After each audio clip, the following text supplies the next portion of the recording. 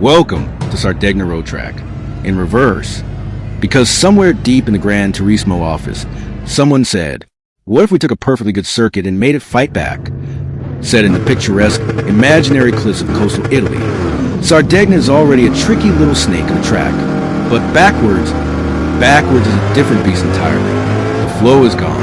The rhythm is upside down. That easy downhill straight, now it is soul-crushing uphill drag race into a braking zone tighter than your budget. Have to buy a new rig. Corners you used to know, now they come at you from the other end like they've got a grudge.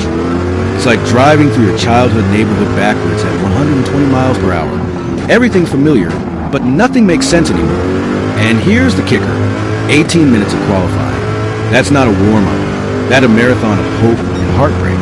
It's long enough to ruin a lap, cool off, reflect on your mistakes, and ruin another one. As you saw at the start, chaos. People launching out of pit lane, like it's a rolling start at Daytona. We hang back, let the stampede go first. We're not here to joust in Sector 1 traffic. We're here to set one clean V8 fuel lap of vengeance.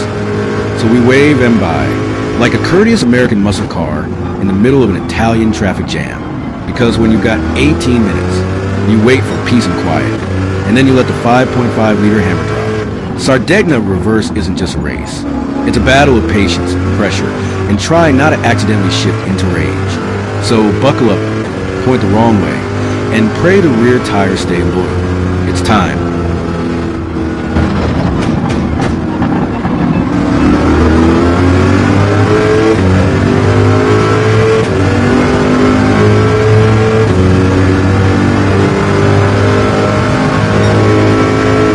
Back in and straight into madness. A Renault punts a Lamborghini into the wall. Rear engine meets rear end. That's gonna hurt. No time to blink. We swing through the inside, past a wounded Lamborghini and an Alpha. 2 for 1, maybe 3, and then another Alpha is just rolling there. Free real estate. Clean pass through the chaos. No lifts, no mercy. Now that's how you start lap. Corvette style.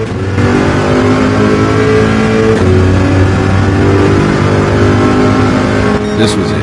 After lap of chaos, traffic, and near misses, we finally had clear air and warm tires. No more waiting. No more dodging. Just us, the track, and a shot at a clean, fast lap. The Corvette feels sharp, confident. That 5.5-liter V8's doing its thing. And for once, it all clicks. Brakes bite. Tires grip. The rhythm is there. No heroics. No drama. Just focused driving, smooth inputs, and a bit of that American thunder down the straights.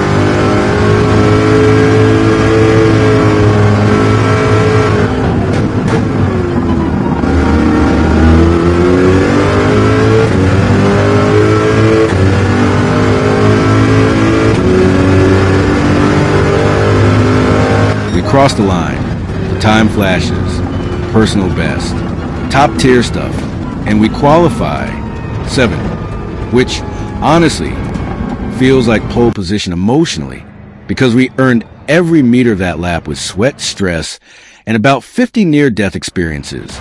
Let the race begin.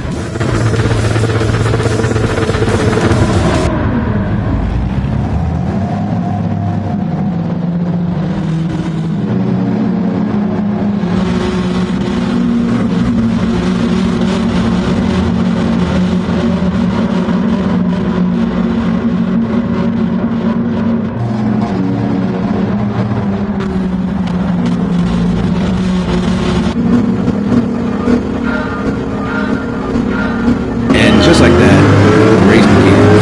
Engines roar. Lights go out. And we do the most American thing imaginable. Bump draft a Lamborghini. Because why go around when you can just help it go faster? We tuck in behind a raging wedge of Italian carbon fiber and give a gentle but persuasive nudge. Nothing rude, just enough to say, "Come on, mate, we've got places to be." The C7's 5.5 liters of V8 Fury shoves us both into warp speed. For a brief, beautiful moment, we're allies in chaos. It's less racing, more high-speed team. A light bit of assault. And the best part? It's working. We're off to the races, quite literally.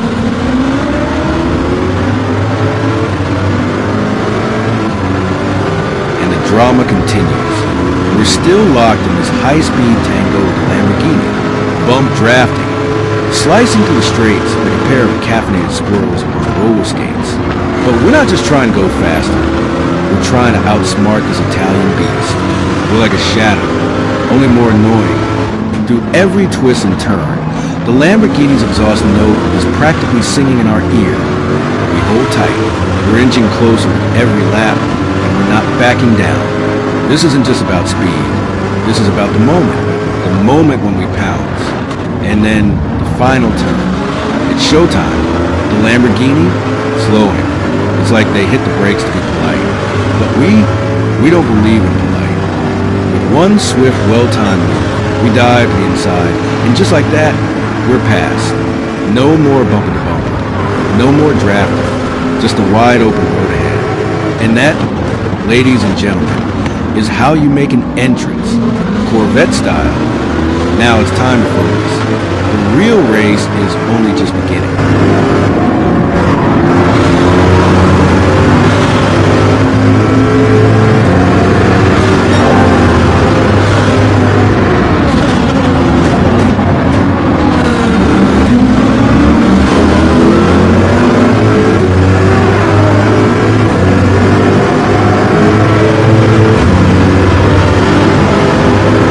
Back at it, closing in on another Lamborghini. This one's green, but it might as well be a Christmas tree with the way that turn signal's blinking like a disco light. Does he know? Does he care? We don't know. But we're keeping close, waiting for the right moment. This isn't just racing. This is stalking. We're right there, glued to the rear end of that Lamborghini. But we can't quite make it happen. Not yet. Patience is a virtue, unless you're trying to finish first.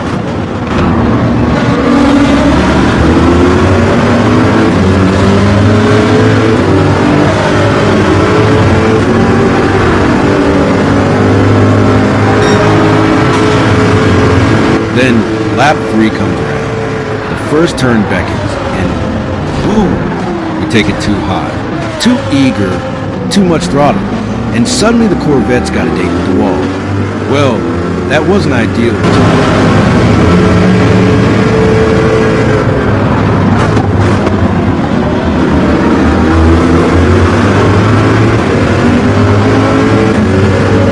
Skipping on to lap 5, we're closing in on the first turn, feeling confident. The tires are hot, we're in a groove, and yep, you guessed it, we overcook it again, right into the wall. Unbelievable. The wall must think we're on a first-name basis by now. It's like a ghost in the past coming back to haunt us. Same mistake, same result, and this time we're really feeling the frustration.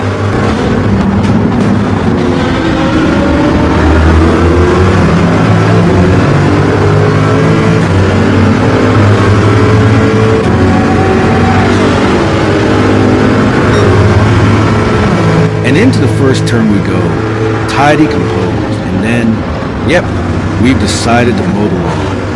A wheel on the grass, the game frowns, and we get slapped with a penalty.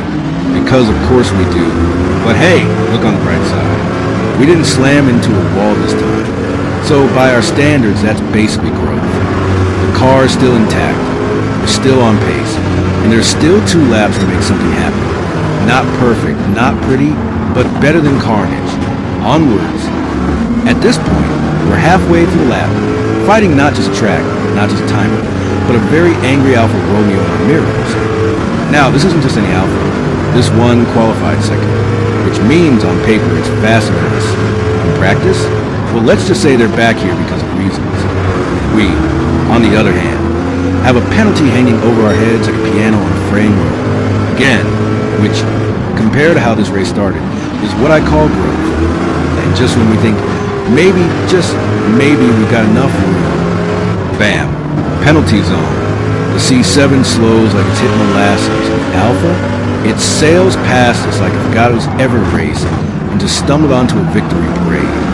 Now, keep in mind, this Alpha qualified second, so really it's just reclaiming what was probably already its parking spot. But Sardegna isn't done yet. Oh no, into turn 1. The very same corner where we previously played Kissy Face with Concrete Barrier. The Alfa Romeo goes full deja vu. Boom! Right into the wall. It's poetic. It's brutal. It's perfect. We sweep past like a polite guest at a dinner party who just brought fireworks. And just like that, we're back ahead. Not because we were faster. Not because we were better. But because this time, we weren't the one testing the structural integrity of Italian bodywork. Then turn 5. And it just lets go. One twitch, one wiggle, and suddenly, it's gone. The Alpha spins out like it's auditioning for the Winter Olympics. Full pirouette, straight into the wall. Again, we don't even need to overtake this time. We just keep driving in a straight line, and Sardegna handles the rest. That's 2 wall strikes, 1 dance number, and 0 threat left behind us. We carry on. Not fast, not flawless, but crucially, still pointed in the right direction.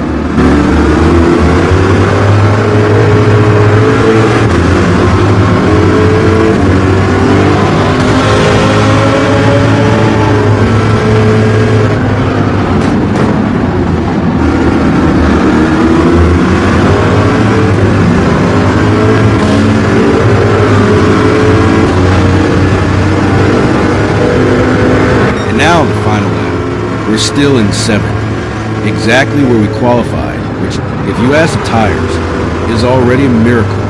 This isn't racing anymore. This is hostage negotiation with rubber. Everything squeaks.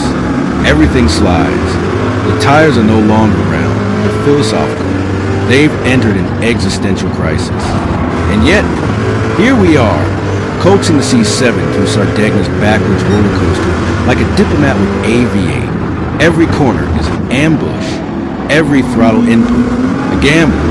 You don't drive this car anymore. You just plead with it. Behind us, silence. Ahead of us, silence. Inside the cockpit, chaos. The goal now is simple. Don't die. Don't spin. Don't reenact an Alpha's interpret crash dance from last lap. We tiptoe through the sectors like they're rigged with landmines. The curbs look inviting, but they lie. And the tires? They're writing a resignation letter in cursive. Final chicane approaches. We breathe in. We brake gently. The car somehow listens.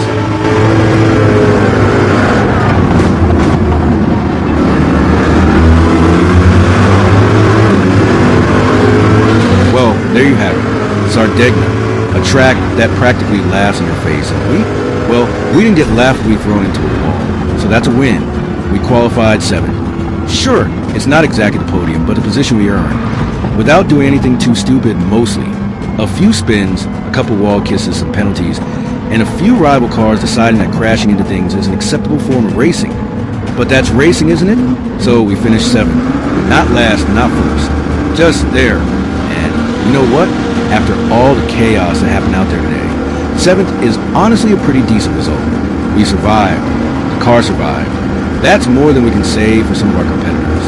Big shout out to the Alfa Romeo and Lamborghini, who spent more time in the wall than on the track. You really helped with that whole finishing in a decent position thing. Thanks for that, lads. But don't forget, next time, we'll aim higher. Maybe we'll actually keep the car pointing the right way for an entire lap. As always, if you enjoyed this nonsense, make sure to smash that like button, subscribe, and leave a comment telling me how much better you are at this than me. It's the internet, I get it. Until next time, when we hopefully don't do something catastrophically dumb. Cheers and keep racing.